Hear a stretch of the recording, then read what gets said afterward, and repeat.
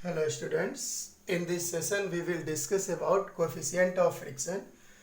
तो coefficient of friction क्या होता है? सबसे पहले हम एक सब टेबल ले रहे हैं, प्लेन ले रहे हैं और इस पर एक ऑब्जेक्ट है, सपोज करिए whose mass is m,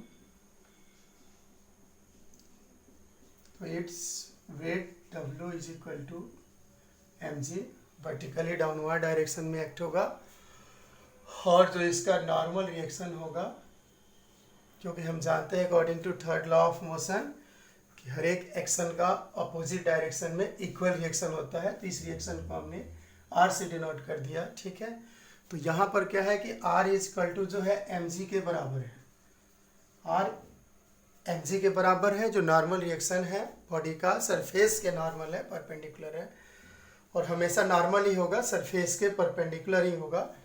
तो ये दोनों एक दूसरे के इक्वल है अपोजिट डायरेक्शन में। तो अगर हम नेट फोर्स की बात करें यहाँ पर एफ नेट, तो कितना होगा, रिजल्टेंट फोर्स कितना होगा, 0 होगा। इसलिए बॉडी क्या है, अभी रेस्ट में है या जिस भी पोजीशन में है उसके पोजीशन में कोई चेंजिंग नहीं आ रही है। ठीक है, अब हम बात करते हैं कि इसके ऊपर अगर क्या किया जाए कि यहाँ से हम एक पुलिंग फोर्स P अप्लाई करते हैं। कितना, पुलिंग फोर्स P अप्लाई करते हैं, तो क्या होगा, ऑल ऑफ अ सडन जैसे ही हम पुलिंग फोर्स अप्लाई करेंगे इसके अपोजिट डायरेक्शन में एक फ्रिक्शनल फोर्स अप्लाई होगा, अराइज होगा, प्रोड्यूस होगा, जिसको हमने स्मॉल f से डिनोट किया। ठीक है, तो ये फोर्स फ्रिक्शनल फोर्स तभी अराइज होगा जब हम इस डायरेक्शन में पुलिंग फोर्स इसको पुल करने के लिए या पुश करने के लिए हम अप्लाई करेंगे। और आप जानते हैं कि जो फ्रिक्शनल फोर्स होता है वो ऑलवेज डायरेक्टेड होता है बॉडी के मोशन के अपोजिट। तो यहाँ अब देखिए हम बात करते हैं एंगल ऑफ, तो यहाँ होता क्या है कि जो फ्रिक्शनल फोर्स होता है, जो फ्रिक्शन के लॉज हैं, फ्रिक्शन के लॉ क्या कहता है कि जो फ्रिक्शनल फोर्स है वो डायरेक्टली प्रोपोर्शनल होता है नॉर्मल रिएक्शन ऑफ वेट के। यहाँ पर फ्रिक्शनल फोर्स को हमने स्मॉल एफ से डिनोट किया हुआ और आर से नॉर्मल रिएक्शन को, जो कि वेट का नॉर्मल रिएक्शन है। तो यहाँ पर ये रिप्रेजेंट कर रहा है। अब इसको जब हम प्रोपोर्शनल को हटाएंगे तो एक कांस्टेंट आ गया जिसको हमने डिनोट किया म्यू से, तो F equal to mu into R. ठीक है, जो यहाँ पर म्यू क्या है, म्यू इज प्रोपोर्शनल कांस्टेंट है जिसे हम कोएफिशिएंट ऑफ फ्रिक्शन कहते हैं। इस म्यू को कोएफिशिएंट ऑफ फ्रिक्शन कहते हैं। तो म्यू क्या बन गया, mu is equal to F upon R. तो जो कोएफिशिएंट ऑफ फ्रिक्शन है किसी भी दो बॉडी के सरफेसेस के बीच में, वो रेशियो होता है फ्रिक्शनल फोर्स और नॉर्मल रिएक्शन ऑफ वेट की। ठीक है, अब यहाँ जब हम बात करें इसके यूनिट की, तो देखिए frictional force is also a type, special type of force, and normal reaction is also force, and unit of force, frictional force is Newton and unit of reaction is also Newton. So then cancel out. It means coefficient of friction is unitless, okay, physical quantity. और अब हम बात करते हैं इसके dimension की। तो dimension क्या होगा, देखिए यहाँ पर ये भी फ्रिक्शनल फोर्स भी फोर्स है, तो फ्रिक्शनल फोर्स का M L T minus two होगा और normal reaction is also force, तो then M L T minus two. Okay, तो it means coefficient of friction that is mu is dimensionless physical quantity. अब हम बात करें angle of friction के लिए, तो उसके लिए हमने माना है कि एक यहाँ पर एम मास का बॉडी है जो इस सरफेस पर है। ठीक है, तो इसका वेट जो हुआ mg हुआ वर्टिकली डाउनवर्ड डायरेक्शन में। इस वेट का नॉर्मल रिएक्शन ऊपर की तरफ होगा, जो कि हमने यहाँ पर इस डायरेक्शन में शो किया हुआ है। इसके ऊपर एक पुलिंग फोर्स, अच्छा अब पहले जब हम यहाँ पर कोई पुलिंग फोर्स ये नहीं है, P नहीं है, तो इसका मतलब R इक्वल टू mg है इस केस में। तो हम लिखेंगे W equal to R is equal to M G, और यहाँ पर नेट फोर्स क्या है, 0 है। लेकिन जैसे ही हम यहाँ पर एक फोर्स जो इस बॉडी को पुल करने के लिए फॉरवर्ड डायरेक्शन में अप्लाई करेंगे, तो क्या होगा कि इधर इसके अपोजिट डायरेक्शन में एक फ्रिक्शनल फोर्स एराइज होगा जो इन दोनों बॉडी के सरफेसेस के बीच में कांटेक्ट जहाँ पर है वहाँ पर काम करेगा। ठीक है, अब यहाँ पर क्या है कि हम एंगल ऑफ फ्रिक्शन की बात करते हैं कि एंगल ऑफ फ्रिक्शन क्या होता है। तो सबसे पहले यहाँ क्या करेंगे कि जो नॉर्मल रिएक्शन है वेट का उसका और फ्रिक्शनल फोर्स का रिजल्टेंट फाइंड करेंगे। तो रिजल्टेंट फाइंड करने के लिए हमें क्या करना होगा, एक ऐसे पैरेललोग्राम बनाना होगा। ठीक है, तो ये जो है रिप्रेजेंट कर रहा है एफ को, फ्रिक्शनल फोर्स को, और ये रिप्रेजेंट कर रहा है आर को। तो यहाँ से जब हम इसको मिला देंगे तो इसका जो डायगोनल होगा, ये डायगोनल फ्रिक्शनल फोर्स एफ और जो नॉर्मल रिएक्शन है आर, उन दोनों के रिजल्टेंट को शो कर रहा है। तो यहाँ पर जो फ्रिक्शनल फोर्स एफ और नॉर्मल रिएक्शन आर का जो रिजल्टेंट है उसके और नॉर्मल रिएक्शन के बीच का जो एंगल होगा, जिसे हमने यहाँ पर थीटा से डिनोट किया हुआ है, ये एंगल ऑफ फ्रिक्शन कहलाएगा। ठीक है, तो अब हम बात करते हैं इसी में अगर हम देखें यहाँ पर, तो इससे पहले जो हमने लिया था यहाँ पर कि frictional force F is directly proportional to R होता है, तो इससे F is equal to mu R, जो म्यू क्या है, कोफिशिएंट ऑफ फ्रिक्शन है, तो म्यू इज इक्वल टू आ गया एफ अपॉन आर। लेकिन अब हम बात करते हैं इस ट्राइंगल में, इस राइट एंगल ट्राइंगल में। ठीक है, तो इस राइट एंगल ट्राइंगल में अगर हम टेन थीटा लें तो tan theta is equal to क्या होगा, परपेंडिकुलर अपॉन बेस। तो परपेंडिकुलर यहाँ पर फ्रिक्शनल फोर्स एफ है और बेस इसका नॉर्मल रिएक्शन आर है। ठीक है, तो यहाँ पर देख रहे हैं कि ten theta is equal to F upon R आ रहा है, ये सेकेंड इक्वेशन है। और according to law of friction, coefficient of friction mu is equal to F upon R आता है। तो यही अगर हम फर्स्ट और सेकेंड इक्वेशन को यहाँ से हम कंबाइन करें तो ये मिल रहा है हमें कि म्यू इज इक्वल टू हो जाएगा किसके बराबर, टेन थीटा के, जो कि बराबर है किसके, एफ अपॉन आर के। तो ये जो कोफिशिएंट ऑफ फ्रिक्शन होता है थीटा, ये किसके बराबर होगा,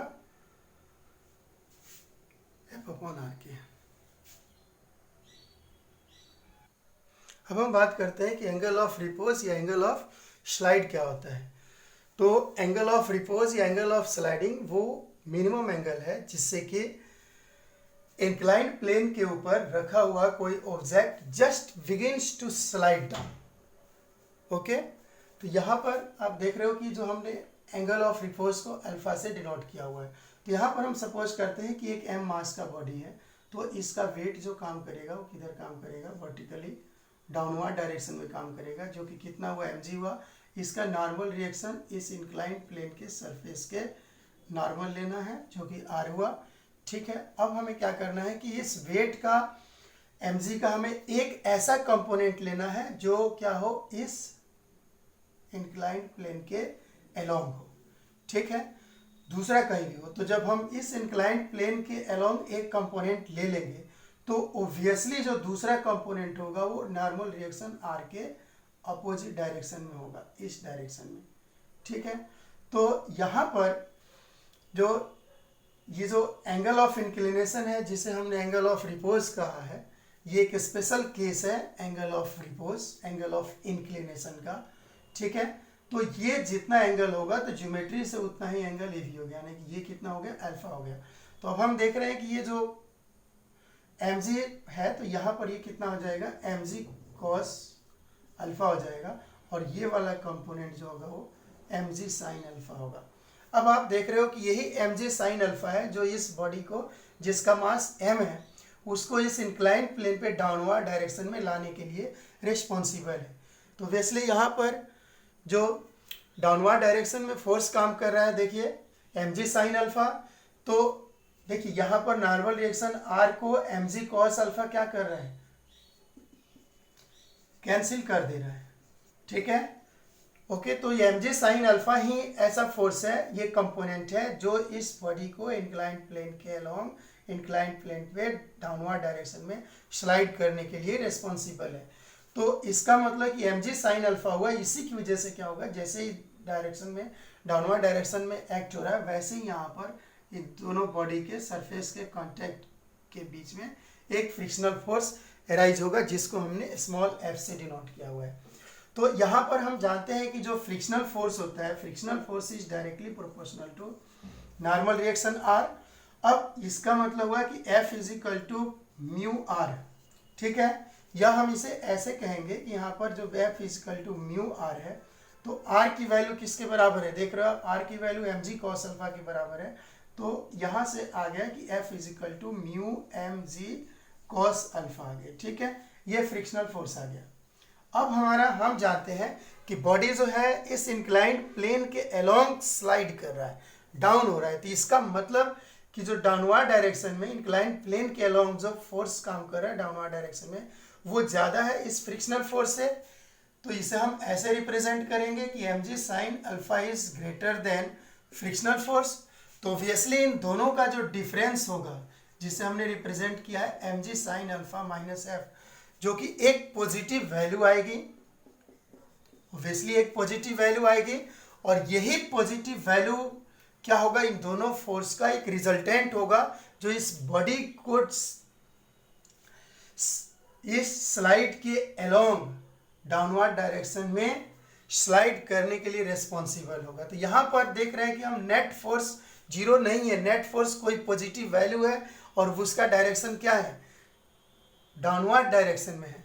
तो ऑब्वियसली यही फोर्स होगा जो इसमें क्या करेगा, इस बॉडी में एक्सलेशन प्रोड्यूस करेगा, इसको एक्सलेट करेगा। तो सपोज कर लिया हमने कि इसमें एक्सलेशन ए प्रोड्यूस हो रहा है डाउनवर्ड डायरेक्शन में, तो ऑब्वियसली जो ये नेट फोर्स होगा वो किसके बराबर होगा, हम देख रहे हैं कि जब इस बॉडी का मास m है और इसमें एक्सलेशन प्रोड्यूस्ड a है, तो according to Newton second law of motion, force exerted on this body F is equal to ma, mass into acceleration. तो ये जो पॉजिटिव वैल्यू है जो कि नेट फोर्स है, वो किसके बराबर हो गया, ma के बराबर हो गया। तो mg sine alpha minus f is equal to ma, या ma is equal to mg sine alpha minus f। अब यहाँ पर ध्यान देने की जरूरत है कि जो फ्रिक्शनल फोर्स F है वो हम यहाँ पर फाइंड किए हुए हैं म्यू mg cos अल्फा, तो यहाँ पर हम वैल्यू रख देंगे, तो कितना हो गया mg साइन अल्फा माइनस, और f की वैल्यू है म्यू mg cos अल्फा, तो यहाँ पर हमने रख दिया mu mg cos alpha. Okay, यहाँ से m अगर हम कैंसिल ले लेते हैं बाहर तो कट जाएगा, तो बचा हमारे पास क्या, a इज इक्वल टू आ गया साइन अल्फा माइनस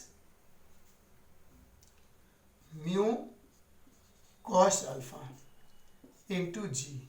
अब यहाँ पर हम मैथमेटिकली ये देख रहे हैं कि जो एक्सलेशन है वो एक्सलेशन इस केस में क्या है, acceleration less than acceleration due to gravity.